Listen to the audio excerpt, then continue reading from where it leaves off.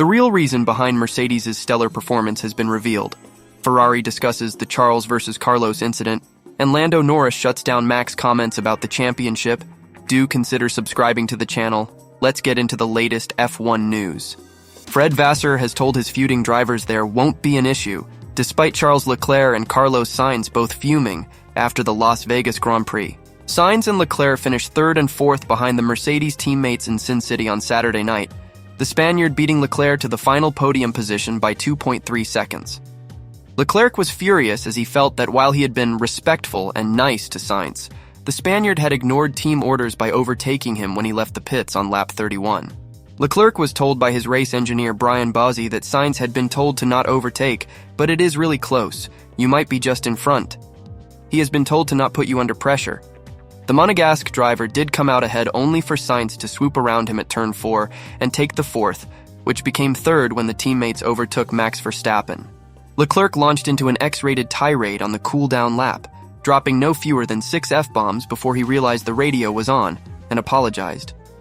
He has since declared that he will be thinking about myself only in the final 2 races with Sainz as his teammate. Vasseur has shut that down, saying they'll discuss what happened, and after that he expects no issues. I'm not worried at all, the Ferrari team principal told the media, including PlanetF1.com. I think it's always the same story that they have to make comments or they don't have to make comments. They are doing comments on the cooldown lap, and they don't have always the full picture. We will discuss, and it won't be an issue. The team boss shed some light on the antics leading up to Sainz passing Leclerc, calling the build-up to it a really difficult situation. Sainz had been told prior to his second pit stop to let Leclerc pass him, as the latter had better pace, while at the same time Sainz was arguing with Ferrari as he wanted to stop for new tires. He started to come into the pits, but Ferrari weren't ready for him, and he completed another lap before stopping on lap 28. Leclerc pitted 3 laps later, and Sainz promptly overtook him. We wanted to avoid a fight, Vasseur explained. But at this stage you have to be on the tire management side, and Carlos was already at lap 3 or 4 of the stint. I think it's more the fact that the situation was really difficult for everybody. We will have to discuss this, but at this stage of the race we were discussing with Carlos for the pit stop. I was explaining that he was in the shadow of Tsunoda perhaps, and he wanted to pit. We wanted to keep him on track. We were discussing this, and on top we had to swap, and it was a bit of chaos, but when they are into the car they have their own vision of the race. When asked if a better result was achievable, he replied, I don't think so. Overall, I believe Mercedes was the fastest. Maybe with a different approach to the weekend. But today, with the positions we had on the grid, I don't think we could have done more. Scoring 27 points to McLaren's 15, Ferrari closed the gap in the fight for the Constructors' title to 24 points with 2 races remaining. I'd rather be 24 points behind than 200. The championship is still open and anything can happen, said the Frenchman. On paper, Qatar isn't the best track for us, but we've had tough weekends where we still managed to do well. We'll do our best to put pressure on McLaren for the final race. This is very important because anything can happen in the last Grand Prix. We'll push until the last corner of the last lap of the last race. Martin Brundle does not agree with Lewis Hamilton that he would have breezed to the victory in Las Vegas had he started higher up on the grid, as Mercedes teammate George Russell, no doubt, had more pace. Hamilton bounced back from his wretched Brazilian Grand Prix weekend to finish second in Las Vegas, Mercedes clinching a 1-2 finish as Russell raced from pole position to the victory. On a cold night in Nevada, Russell led almost from start to finish, only relinquishing the lead once to Hamilton when he pitted before racing to a 7-second victory ahead of his teammate. Hamilton, though, says if he had not made mistakes in qualifying that left him down in 10th place on the grid, the race result may have been a different story. If I'd done my job yesterday, it would have been a breeze today winning, he said. But it's okay.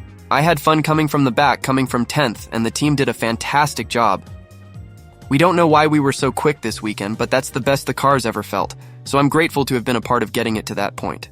However, former F1 driver turned pundit Brundle doesn't believe it would have been a breeze, as he says Russell would have and could have upped his pace if his teammate had tried to challenge him for the win. Hamilton had looked fast, albeit with a few trips up the escape road here and there, Brundle wrote in his post-race column for Sky F1. Sadly for him, he had 2 poor laps in final qualifying when the back end stepped out and he would start a lowly 10th. He said post-race that had he started at the front, he would have breezed the race, which surprised Russell a little. There's no doubt Russell had more pace if he'd needed it. However, it was a standout drive from Lewis, picking his way through serious contenders up into second place and finishing just 7 seconds behind at the flag. The fans rightly voted him driver of the day, and he answered some questions a few have been throwing at him lately about being over the hill. Martin Brundle declares George Russell is the real deal. Hamilton has just 2 races remaining with Mercedes before he departs for Ferrari, having signed a multi-year deal with the Scuderia. His Mercedes race seat will go to rookie driver Andrea Kimi Antonelli, while Russell will step into the team leader role. Brundle reckons Russell proved on Saturday night that he is ready to lead the Silver Arrows. In all the championship noise, you must feel sorry for George Russell, who qualified impressively on pole position and simply dominated the race, said the Briton. He was so far out front for most of the 50 laps we hardly saw him given the battles raging behind. It was George's 3rd Grand Prix victory. Mercedes looked very fast from the opening laps of first practice, and indeed they would lead every session throughout the event. Their car simply worked on the cold, slick surface, and the team had the good grace to admit they weren't entirely sure why, which is consistent with the unpredictability of that car this year. It was an assured performance from George, who is looking very much the real deal in terms of leading that team into the future. Lando Norris, the talented British Formula One driver, has firmly rejected the assertion made by Max Verstappen, the reigning world champion, that he would have won the championship even earlier if he had been driving the McLaren car.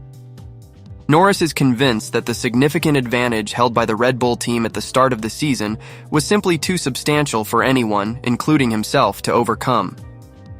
The season began with a strong performance from Max Verstappen and his Red Bull team, building on their dominance from the previous year.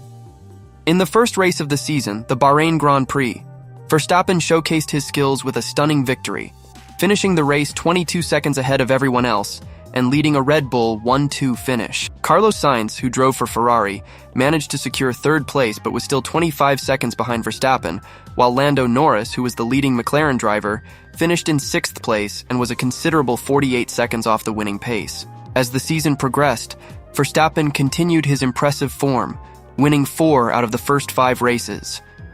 This strong start allowed him to build a formidable lead, placing him 52 points ahead of Norris by the time the Briton finally achieved his first victory of the season at the Miami Grand Prix, where he piloted a significantly improved McLaren car. However, the reigning champion Verstappen did not slow down. He consistently secured more wins and podium finishes throughout the season, even as Norris's McLaren showed signs of becoming the top-performing car. Meanwhile, Red Bull faced significant balance issues with their car. As the season reached the British Grand Prix, Verstappen's lead had grown to an impressive 84 points. Norris managed to decrease the gap to 44 points during the Brazilian sprint race, but his hopes quickly unraveled the following day in the Grand Prix, where Verstappen clinched victory once again, pushing the point difference back to 62. He then extended that lead to an unassailable 63 points after winning the race in Las Vegas, which secured him the World Championship title. In a confident media statement, Verstappen expressed his pride in winning the championship despite not having the fastest car for a significant portion of the season. He claimed that for around 70% of the races, his Red Bull car was not the quickest. Still, he and his team managed to increase their lead over competitors, which was a point of pride for him. Verstappen further stated that if he had been driving Norris's McLaren MCL39, he believes he would have won the championship even earlier, and would have been even farther ahead in the standings. However, Norris disagreed with this sentiment, firmly believing that Red Bull's lead at the start of the season was insurmountable once McLaren finally began to find their competitive edge. When asked by The Telegraph whether he thought Verstappen could have claimed the championship in the McLaren, Norris was unequivocal in his response, stating, "No, definitely not." He elaborated on this point by noting that in the entire history of Formula One, not a single driver has managed to recover from a deficit as large as the one he faced earlier in the season. He pointed out that other cars have experienced more dramatic shifts in performance over time, but the gap that Red Bull had at the beginning of the season was far greater than any advantage McLaren had at any point. Norris speculated that if Max Verstappen had not been driving for Red Bull and there had been another driver in that car, there might have been a greater chance for someone else to win the title. Nevertheless, there is still a glimmer of hope for McLaren in the Constructors' Championship. They are currently in a strong position to win for the first time in 26 years, sitting 24 points ahead of Ferrari with only 2 races left in the season. Toto Wolff has admitted that the Mercedes W15 certainly benefited from the cold conditions to win the Las Vegas Grand Prix. It comes after drivers George Russell and Lewis Hamilton expressed surprise over the team's dominant showing in Nevada. Despite an inconsistent second half of the season, the W15 emerged as the class of the field in Vegas as Russell dominated from pole position to claim a 3rd career victory. Hamilton, meanwhile, recovered from a disappointing 10th place in qualifying to seal Mercedes' first 1-2 finish since the 2022 Brazilian Grand Prix. Russell admitted Mercedes' dominance in Vegas had come as a real surprise, telling media including planetf1.com, "It's been a dream of a weekend. I don't know how we've been so quick, but I'm just riding this wave right now." Hamilton, meanwhile, conceded that Mercedes don't know why we were so quick last weekend, revealing the W15 was the best the cars ever felt in Vegas.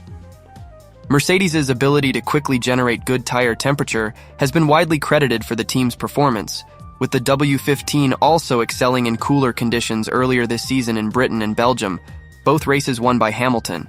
Wolff has confirmed that the cold temperatures did indeed play a part in the car's surprise surge in Vegas, and he is not ruling out a repeat performance in Qatar this weekend, with the fast and flowing nature similar to Silverstone and Spa. He said, "The races in Las Vegas and Qatar couldn't be more different." The Lusail International Circuit has many high-speed sections and few, if any, big braking zones. Despite going there later in the calendar than last year, it will still be very warm. That is in contrast to the cool conditions and many slow-speed sections of Las Vegas. Nevertheless, we are aiming for another strong showing this weekend. The W15 has looked more at home at circuits with lots of high-speed corners, such as Silverstone or Spa. We certainly benefited from the nighttime cold in Las Vegas, but the layout in Qatar should be more favorable to the strengths of our car. We know our competitors will be stronger than they were last weekend, but we will be aiming to get the car in a good window once again and be in the fight at the front. Wolff went on to describe Las Vegas as the highlight result Mercedes had been seeking after a disappointing second half of the F1 2024 season, with the team unable to build on their run of 3 victories in the 4 races leading into the summer break. He said, "The team did a great job across the 3 days in the United States. We were quick throughout and executed well on Saturday night. George controlled the race from pole position, drove superbly, and had pace in hand to spare. Lewis, meanwhile, put in a stellar comeback from P10, cutting his way through the field to P2 to secure the top 2 steps of the podium for the team. A highlight result is exactly what we wanted at the end of the season, and it is well deserved given the hard work and determination everyone has shown in the second half of the year." Wolff's comments come after Martin Brundle dismissed Hamilton's claim that he would have breezed to victory in Vegas with a higher grid position, arguing there was no doubt that Russell had more pace to protect the lead if required. Writing in his post-race Sky F1 column, Brundle said, "Hamilton had looked fast, albeit with a few trips up the escape road here and there. Sadly for him, he had 2 poor laps in final qualifying when the back end stepped out, and he would start a lowly 10th. He said post-race that had he started at the front, he would have breezed the race, which surprised Russell a little. There's no doubt Russell had more pace if he'd needed it. However, it was a standout drive from Lewis, picking his way through serious contenders up into second place and finishing just 7 seconds behind at the flag. The fans rightly voted him driver of the day, and he answered some questions a few have been throwing at him lately about being over the hill. Kevin Magnussen has revealed that he wants to work with Haas in some capacity in F1 2025, despite being dropped by the team at the end of F1 2024. Haas will field an all-new driver lineup for the F1 2025 season, with current Alpine star Esteban Ocon partnering highly rated Ferrari junior Oliver Bearman, while current teammate Nico Hülkenberg is to join Audi F1, who will take over the existing Sauber team in F1 2026. On a multi-year contract, Magnussen is poised to be left without a seat for next year.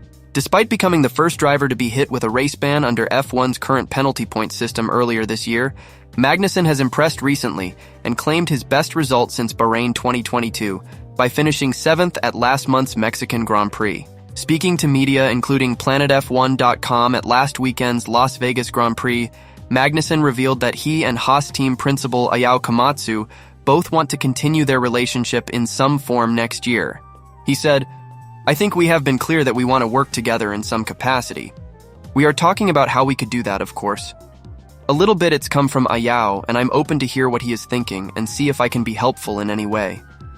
Magnussen could potentially trade places with Behrman, who was appointed as one of Haas's reserve drivers for F1 2024, alongside Pietro Fittipaldi, deputizing for the Dane in Azerbaijan and Brazil over recent months. Asked if he is experiencing any emotions as he nears the end of his F1 career, Magnussen pointed to the last time when he was dropped by Haas at the end of the 2020 season, as well as his demotion to a reserve role at McLaren at the end of his debut season in 2014. He said, "No, I don't think so. For myself, I've been in this situation twice before, so it's the third time that I feel like this is going to be the last race. I just know that you never know, so it's kind of fine in a way. I don't really think about it. Next year, I'm not going to be in Formula One, that's pretty clear, but I've learned over the years and with my experiences from one that every race you do, you just have to enjoy it. And as long as it lasts, enjoy it, so that's my plan." Magnussen is not the only outgoing F1 2024 driver linked with a move to a reserve role for next season, with dropped Audi F1 pair Valtteri Bottas and Zhou Guanyu being touted by Mercedes and Ferrari respectively. Toto Wolff, the Mercedes team boss, revealed over the Las Vegas Grand Prix weekend that it is a matter of time before Bottas rejoins the team with whom he claimed 10 F1 victories between 2017 and 2021. Bottas issued an update on his negotiations with Mercedes in Vegas, telling media including PlanetF1.com, We've been talking for quite a long time. Obviously this weekend I've been focusing on racing, but it's nice words from Wolff and I'm sure we will catch up again either Sunday or Monday. Of course I want to see all the options, but if I look at it, there's many positive things about it. Being back in the Mercedes family, it's a great team. It's a great brand. Can create lots of opportunities for the future. So it's a really solid option for me. And actually, I'm really thankful that they are willing to take me in the role. Meanwhile, Zhou confirmed that he has held talks with Ferrari over taking a backup role to F1 2025, pairing Lewis Hamilton and Charles Leclerc, but revealed that he has other options on the table too. He told media, including PlanetF1.com, "Everybody would love to be driving in red, especially for the race seat. For the reserve role, they show some interest, so we are discussing it. There's other options as well, so there's no one team or the other I would prefer to join. I just want to making sure I'm in a team that have a good or competitive car that I can continue to learn for myself, from a driver's and team perspective. And also a team trying to get me out there, doing some testing and taking the reserve role to work on the development as well. Thanks for watching, see you around.